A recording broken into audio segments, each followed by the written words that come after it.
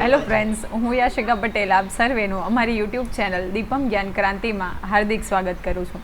મિત્રો, આ વિડીયોમાં આપણે ધોરણ 12 વાણિજ્ય પત્રવ્યવહાર અને સેક્રેટરીયલ પ્રેક્ટિસ અંતર્ગત વિભાગ 2 જે છે સેક્રેટરીયલ પ્રેક્ટિસ અને એ અંતર્ગત ચેપ્ટર નંબર 3 જે છે ડિબેન્ચર, તો એનો આખરી ટોપિક જે છે કે ડિબેન્ચર ફેરબદલીની વિધિ અને સાથે સાથે શેર અને ડિબેન્ચર વચ્ચેનો તફાવત જે પરીક્ષાની દ્રષ્ટિએ ખૂબ જ અગત્યનો છે, તો એની આપણે વિસ્તૃત ચર્ચા કરવાના છે. તો સૌપ્રથમ આપણે જોઈએ કે ડિબેન્ચર ફેરબદલીની વિધિ, પ્રોસિડ્યુર ઓફ ટ્રાન્સફર ઓફ ડિબેન્ચર, તો એનો આપણે અભ્યાસ કરીએ.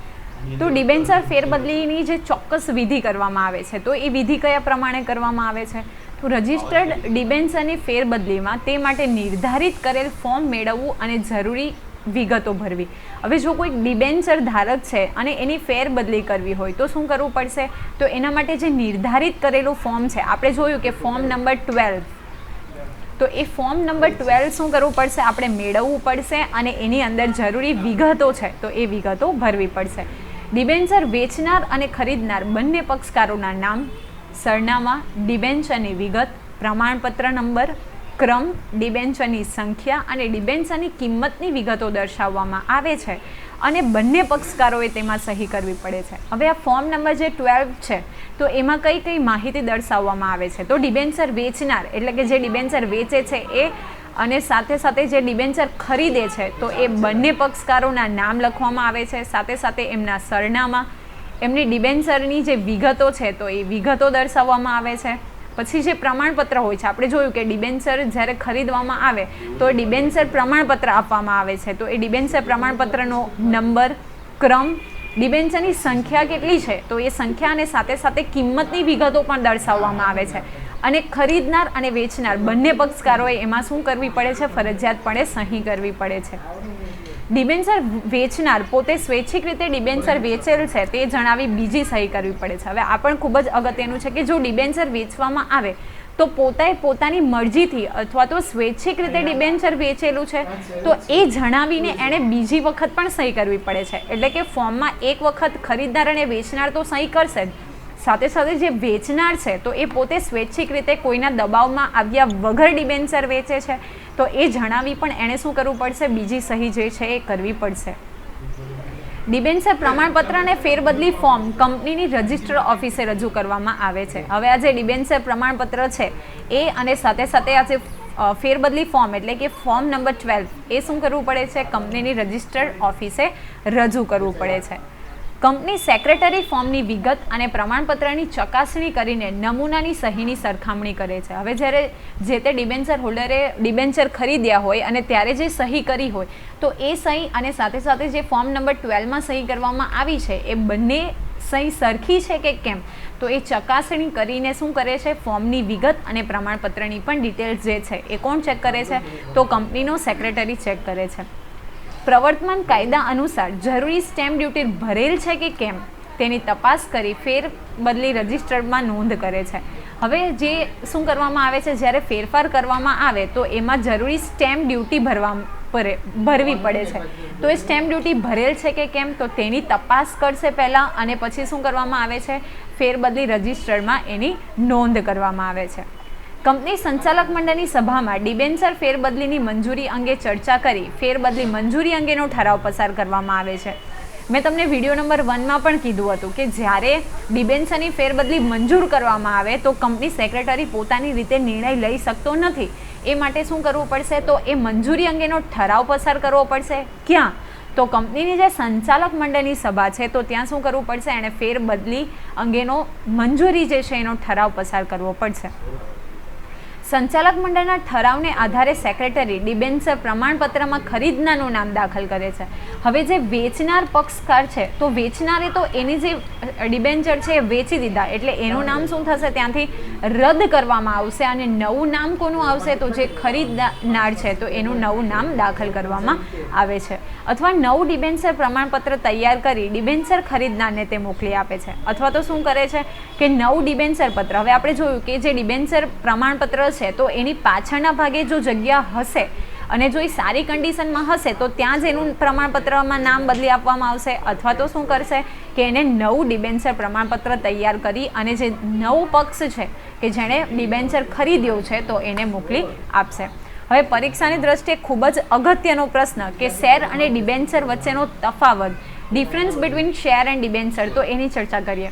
મિત્રો, તમને બોર્ડની પરીક્ષામાં 1 થી 2 તફાવત પૂછાશે જ 5 માર્ક્સમાં, તો તમારે અમુક જે તફાવતો છે એની બરાબર તૈયારી કરવાની છે. અને પરીક્ષામાં પૂછાતો તફાવત જે છે શેર અને ડિબેન્ચર, તો એ ખૂબ જ અગત્યનો છે, તો એની આપણે ચર્ચા કરીએ. તો સૌપ્રથમ તમારે પરીક્ષામાં આ જ ફોર્મેટથી લખવાનું છે. સૌપ્રથમ ક્રમ, પછી કયા મુદ્દાસર બંનેમાં તફાવત જોવા મળે છે તો એ મુદ્દા, પછી છે શેર અને પછી શું આવશે ડિબેન્ચર. તો સૌપ્રથમ આપણે જોઈએ અર્થ. તો જોઈન્ટ સ્ટોક કંપની પોતાની માલિકીની મૂડીને નાના નાના ભાગોમાં વહેંચે છે. આ દરેક ભાગને શેર તરીકે ઓળખવામાં આવે છે.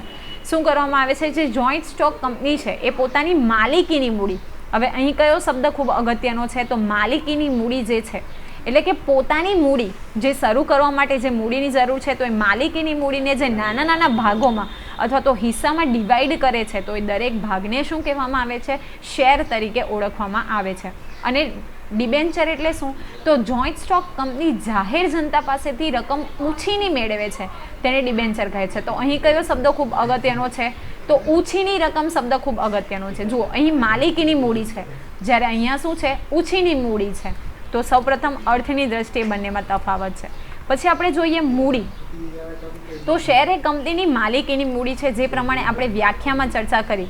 તો શેર એ કંપનીની શું છે? એક પ્રકારની માલિકીની મૂડી છે, જ્યારે ડિબેન્ચર એ કંપનીની ઉછીની મૂડી છે. જો તમે એક જ પોઈન્ટની બરાબર તૈયારી કરશો તો તમારા 2 જવાબ આવી જશે. અહીં લખ્યું છે કે માલિકીની મૂડીને નાના નાના ભાગમાં વહેંચવાનું છે, એટલે કે માલિકીની મૂડી એટલે શેર. અને અહીં આપણે જોયું કે રકમ ઉછીની મેળવે છે, એટલે કે ઉછીની મૂડી એ શું છે? ડિબેન્ચર છે. પછી ત્રીજો મુદ્દો જે છે વળતર.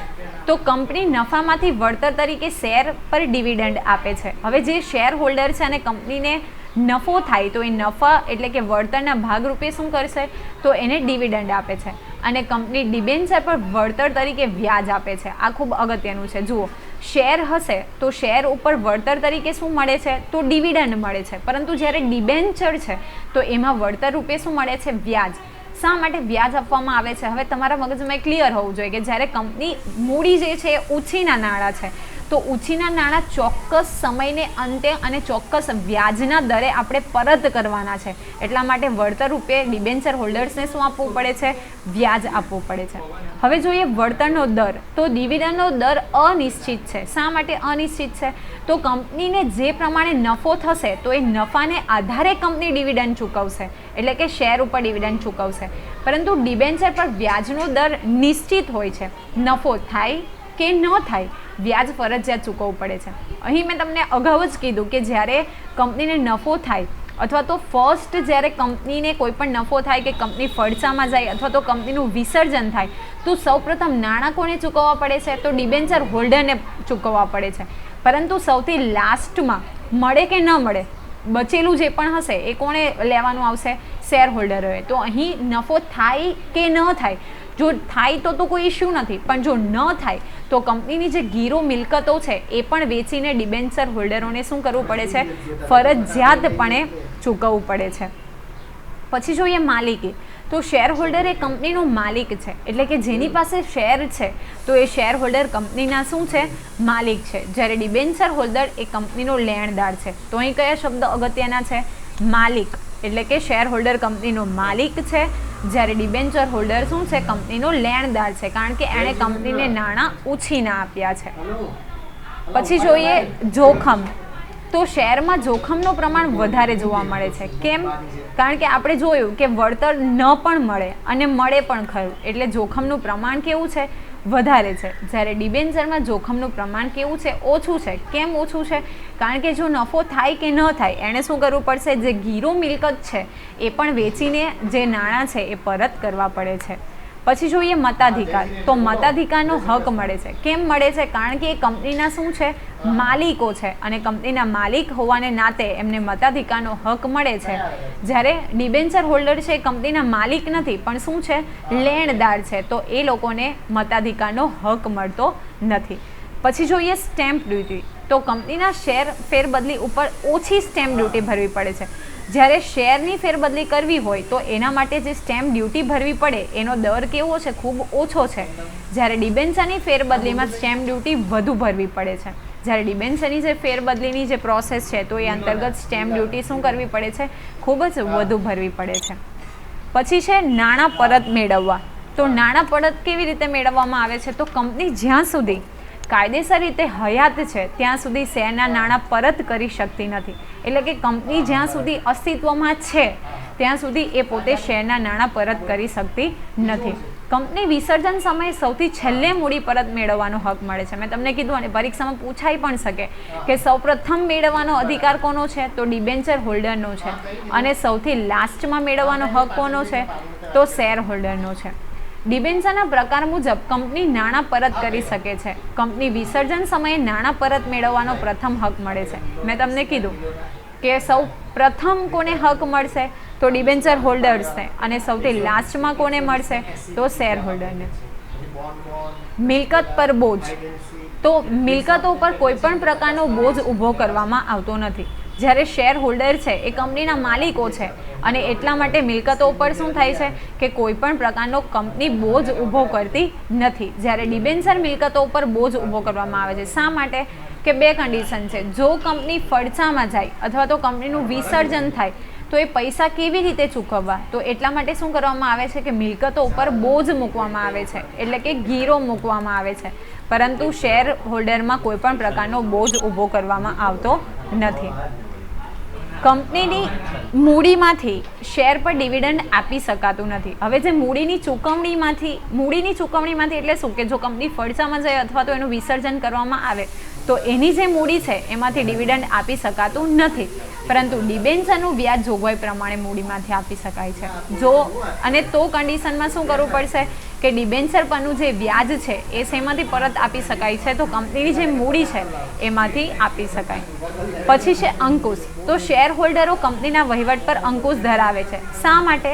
તો શેર હોલ્ડરો કંપનીના ખરા માલિકો છે અને માલિકો હોવાને નાતે એ શું કરે છે? વહીવટ ઉપર અંકુશ ધરાવે છે. ડિબેન્ચર ધારકો કંપનીના વહીવટ ઉપર અંકુશ ધરાવતા નથી, પરંતુ તેમના હિતના રક્ષણ માટે ડિબેન્ચર ટ્રસ્ટીની નિમણૂક કરી શકે છે. શું છે? અહીં કોઈ પણ પ્રકારની માલિકી નથી, કારણ કે એ લોકો શું છે? કંપનીના લેણદારો છે. તો એ પ્રમાણે કોઈ અંકુશ નથી ધરાવતા, પણ પોતાના હિતનું રક્ષણ થાય એ માટે ડિબેન્ચર ટ્રસ્ટીની નિમણૂક કરી શકે છે. અને છેલ્લો જે મુદ્દો છે જે છે કંપની વિસર્જનની માંગણી. તો શેરધારક કંપની વિસર્જનની માંગણી કરી શકતો નથી. કેમ નથી કરી શકતો? કારણ કે એ પોતે જ માલિક છે અને માલિક ક્યારેય નથી ઈચ્છતો કે કંપનીનું વિસર્જન થાય.